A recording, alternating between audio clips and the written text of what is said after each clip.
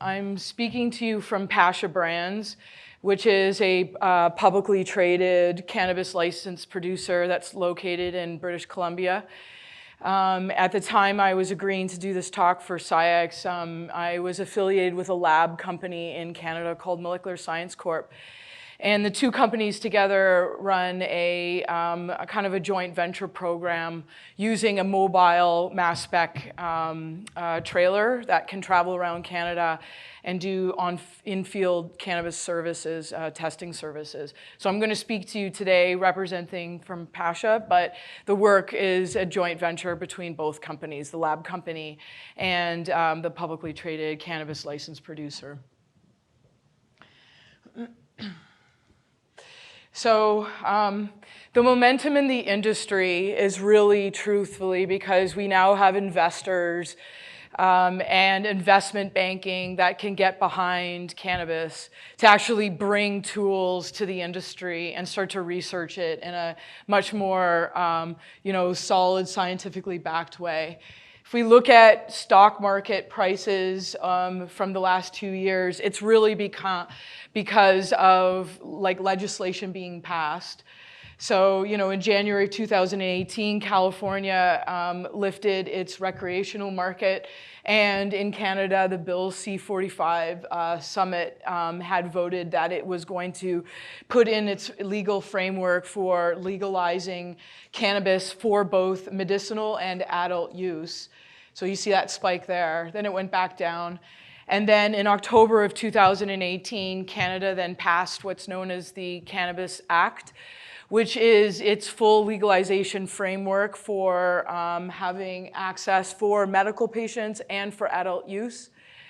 And that framework had put into place really the foundation of how cannabis safety and regulatory compliance was going to be governed across the country. That dramatically changed how labs could access funding and produce cannabis testing services, which is kind of thought to be a tolling in the industry. Essentially, licensed producers must test cannabis now through third-party labs and accompany the product with a certificate of analysis. So that's that October spike there. And then now in 2019, stores have opened for retailing in Canada, and each province has a different mode of doing that. And now in May, the government has now opened up a new set of licensing, which we're going to call micro licensing and micro laboratory analytical licenses. And what that is essentially small businesses that are growing cannabis and or processing cannabis can achieve a small kind of limited license for production. And that has dramatically increased the amount of business in Canada. So it's really just all on the rise, and with stocks going up, it means the big banks are federally funding these businesses. There is not enough cannabis for the demand. The licensed producers in Canada, of which there's about 160 of them, located throughout all 11 provinces, are not producing enough cannabis for the current demand. The retail stores sell out every week. There's just not enough. And so where we are looking to create inventory of medicinal marijuana, essentially we're only about 200,000 kilograms in circulation at any one time. That's not a lot. The average patient will hold a prescription for 30 grams per month. That's a low prescription. And if you think about that times about 350,000 registered patients, 201,000 kilograms is not enough. So there's just not enough supply to the demand. And it is thought that that supply-demand equilibrium will not shape up until the end of 2020, when more licensed producers are bringing to pace production into retail segments. So that's home ordering, online e-commerce, and physical retail stores. So there's just not enough. Cannabis prices in Canada are shown here on the lower x-axis. Essentially, we need tiers of products. All cannabis is not really 10 grams, $10 a gram. It's not really paced out like that. And there are segments that will pay for premium cannabis products, which will turn, beyond $12 a gram, all the way down to the value tiers below $7. And that demand supply curve here is not really extending its slope that would give consumers ranges of high quality products. And that's including the oil, soft gel capsules, vape pens, and the ancillary edibles market, which will be in Canada by October of 2019. So to the supply needs to the legal market, there is this large gap. And where is this inventory? Where we're going to get it from? Because in Canada, the licenses are not issued fast enough. And within those licensed producers, there's not enough grade tiers of cannabis, meaning like what will you pay for high quality flower versus high quality oil to then kind of like the value tiers, so cannabis in bulk. So where is this supply? This supply is in the illegal markets, the black market. Cannabis producers that have been producing for 3 decades that have been put into closets because they were not allowed to sell product in the legal framework, and or they are attempting to get into the legal framework, but they are awaiting Health Canada's auditing and clearances. So the future of cannabis is in the illegal market, and we need to bring it into the legal framework so that more people can get access to the products they need. In British Columbia, there are about 400 illegal producers, and they are in farms, they are in barns, and they are in large fields, and a lot of them are even in First Nations territories where they've had hardly any regulatory framework put on them. Hemp production, which is one of the major sources of CBD, cannabidiol, is still into the illegal framework, and we need to bring it in. So British Columbia has the illegal communities that are now in the licensing framework or beginning to get into the licensing framework. For the rest of my talk, I will call these the craft cannabis markets. So these will not be the large canopy growth, Aurora, MedRelief type companies that are looking for 100 million of square foot grow. These are the small businesses that were, say, for example, wineries, fruits and vegetable growers that are transitioning to a larger yield and larger cash influx from changing the crop over. This is a graph of British Columbia, and some of the best cannabis I've ever had and have analyzed are in these small interior regions such as Nelson and the Okanagan Valley, where essentially the municipality sanctioned cannabis grower, the mayors and the local government said go for it as long as it is not trafficked or distributed illegally outside of the space. So for 3 decades, there's cannabis production in these small businesses that now just need to have the Health Canada authorization to sell across the country. So that's where this idea came from, is how do we get these guys into the legal framework? How do we give them the tools and the knowledge to produce the best cannabis now and able to actually grow on their investment, actually get a bank account, actually, hire high qualified people. And so that's where this idea came from, is we have to drive a mass spec lab into those regions and qualify the product with them in exchange of information on how they believe it should be grown. So there's just a short video here to show you.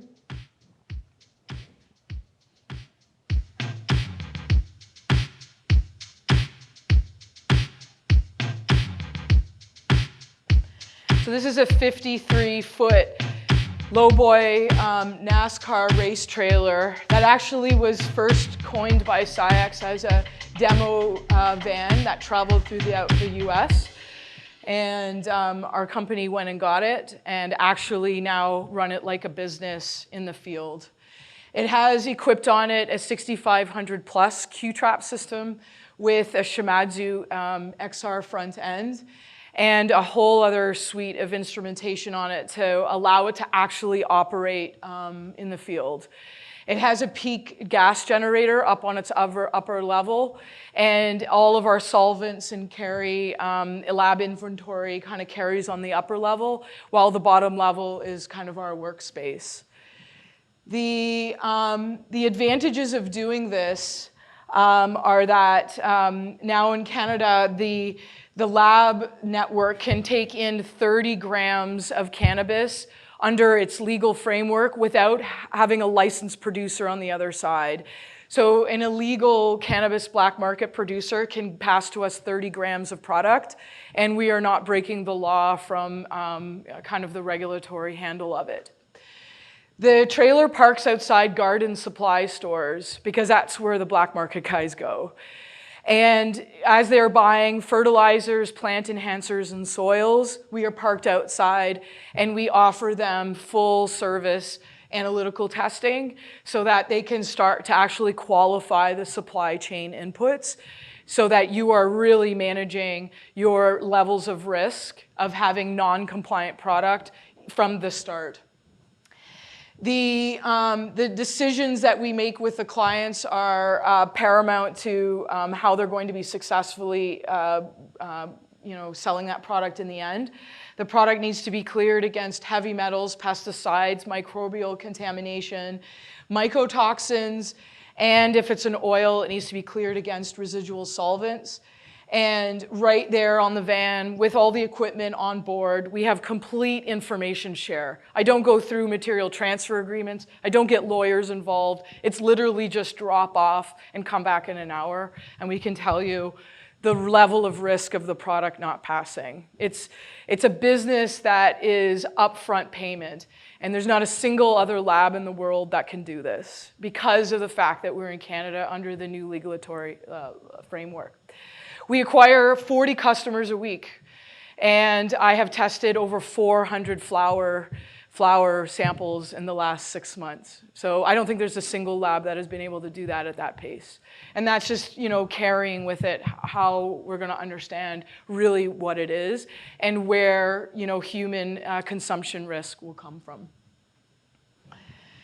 So the guys, drop off weed to our trailer, and they all tell me they got like the best sour diesel, or they I got the best Gorilla Glue or Ghost Train Haze. That's what they tell me. But really, their names are becoming so blurred, there's really no category distinction with it anymore. They have crossbred it so many times and shared seeds that are adapting within the environment that these names will not mean anything in less than 5 years. The differences between indica and sativa are going to be absolutely diffused into now understanding what molecules are really in the plant that you're consuming, not these names that we've just taken from tradition.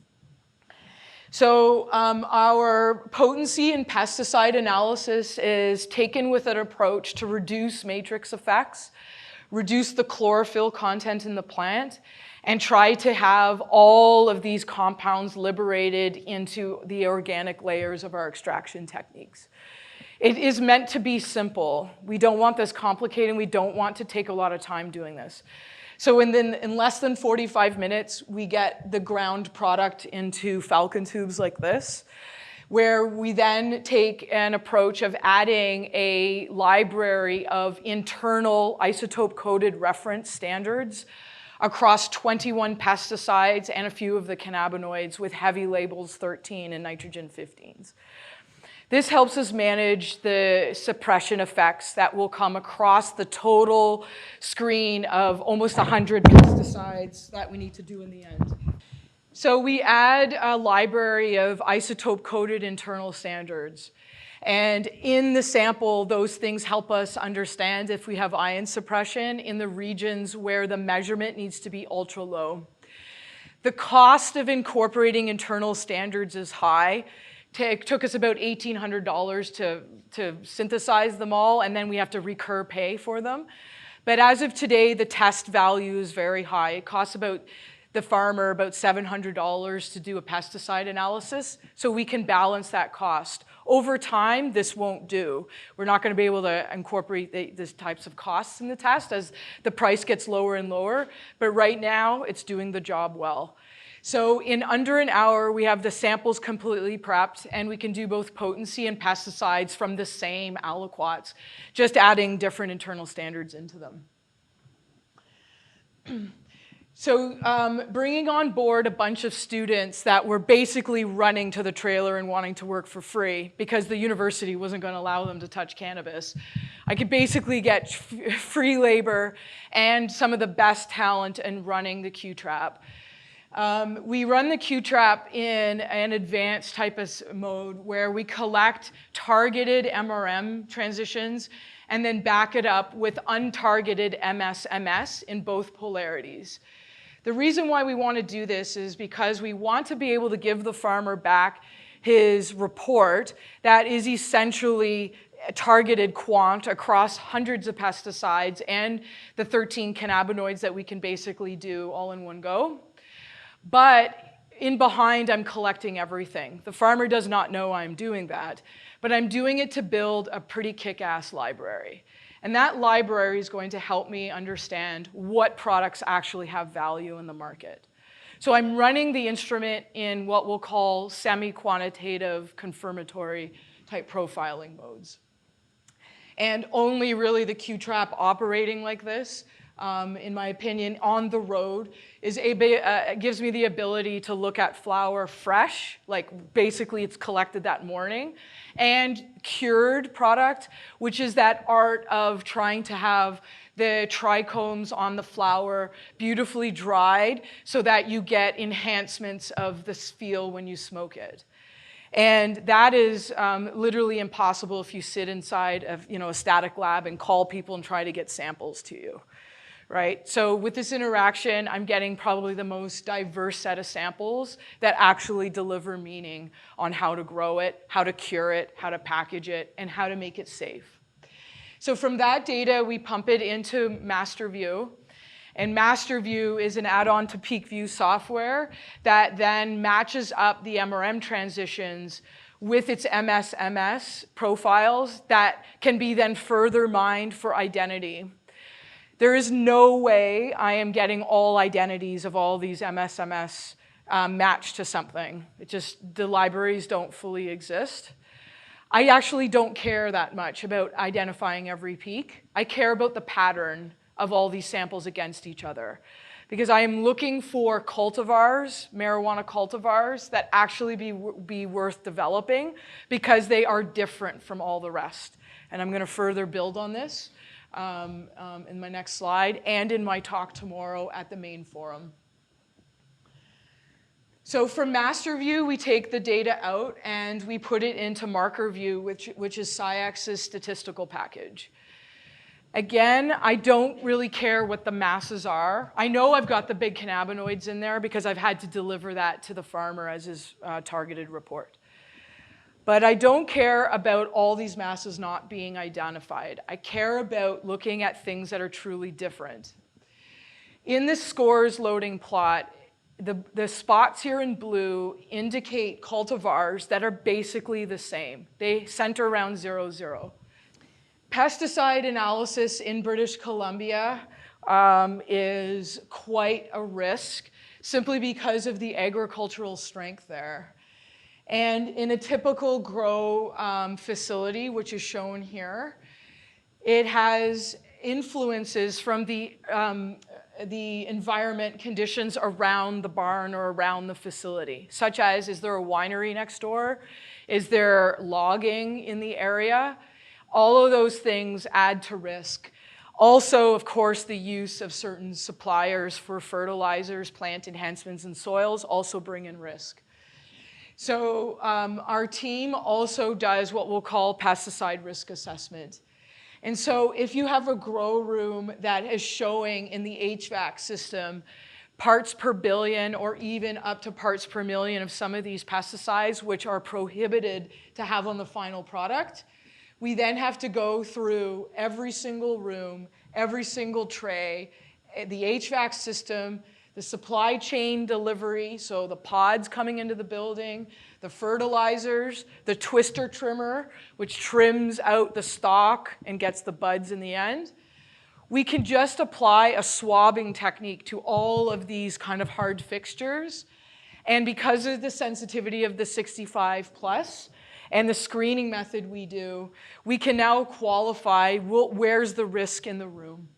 In addition, we take out grass and leaves from the outdoors and run it through the exact same protocol, and we can determine now if the neighborhood or the neighboring vegetation also carries the same pesticides, which means you have a larger systemic problem to deal with rather than trying to cut out your fertilizer supplier, all right?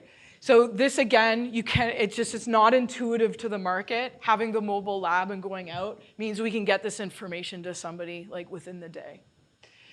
So pesticides on the 6500, we do 100 of them, about 207 transitions, and we do this in 11 minutes.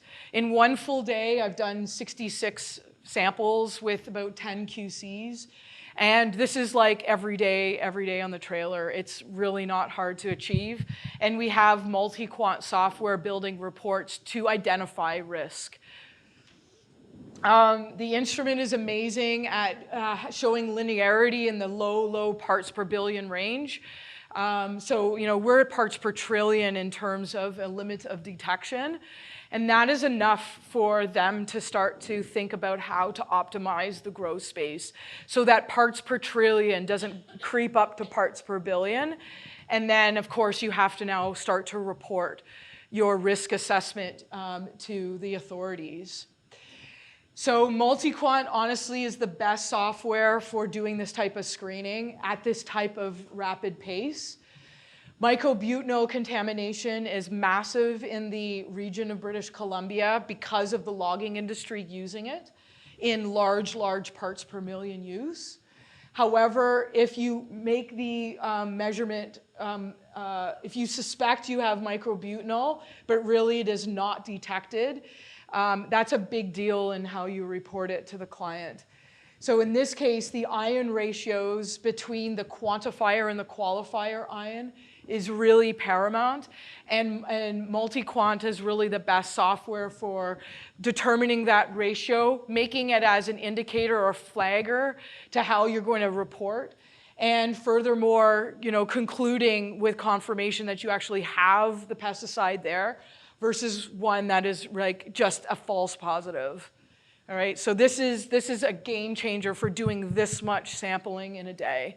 You cannot just look at peak height and even comparing it just to a reference standard. The ion ratio, the retention time, and the signal to noise criteria really make this so that I can train students to get to this level really fast. So speaking of students, I'm going to take a little bit more time, sorry. It has been amazing. In December, I put out a call to all universities to have students come and work on the mobile lab for a week and actually get their hands right on flower and actually talk to the producers. And in that time, I've gotten 2 or 3 students out of British Columbia and one really great student from Dr. Xingfang Li's lab in University of Alberta. Her name is Kaylee. She's sitting back over here. Her and I both have orals in tomorrow's session. And the ability of having academics being engaged in this has been amazing, and it needs to happen faster. And through this program, I can have them work on the samples and then take back extracted HPLC vials. So to the university, there's no risk in them handling it, and they can do more analysis. So Kaylee came and worked with us for a little over a week. And the pesticide management program has been best suited when you've got multiple labs looking at the data to try to discern, if you have these 2 grow sites, why is one passing and one is failing miserably for pesticide contamination? And it's literally just taking Kim-wipe swabs back to the university and having, dual instruments basically confirming the same thing. And Kaylee will present this data tomorrow, but basically we have seen some sites like utterly fail from high parts per million pesticides in the product and on the fixtures, on the twister trimmer, you know, on the drip lines that are sitting in each pot. And that is now, you know, triggered a real corrective action within that grow facility because of the information which was they were blinded to before. So, you know, we found some sites that are really, really contaminated. And it's going to take them a year to clean all that out. But once they do, they will be ready for sale. And there are tons of farmers that are in the same boat. And so until you can engage universities and the federal grant agencies to work on cannabis, we will not be able to accelerate with this runway that we've been given in Canada. So in summary, I speak really from, you know, heart on this and the revolution of us being able to seek the truth and coming with an agenda that is really, you know, finding the metabolite analysis of the plant leading to better product development. You know, we are coming to a place where the software, the reporting, the regulatory good production practices can only be led if more mass spectrometrists leave their cushy jobs and jump into this space and actually start working on it. Next is, you know, I feel like there's a true duty of care here. I've got to help farmers that had wine, you know, wine and or fruits and vegetable cultivation. They need help on meeting the regulatory guidelines for this product. Because if you eat a tomato full of pesticides, you're basically okay with it. But if you're smoking bud with mycobutanol in it, people will get sick and there will be recalls and it will just damn the whole system. So that's what I feel. It's like there's a true duty of care to do here. And then, you know, I'm going to make money at it, to be honest. I'm going to help these farmers get their licenses and I'm going to properly brand their products for quality. What makes a product, what means your product is quality assured? What does that mean? It can't be just that you grow great bud and it looks good.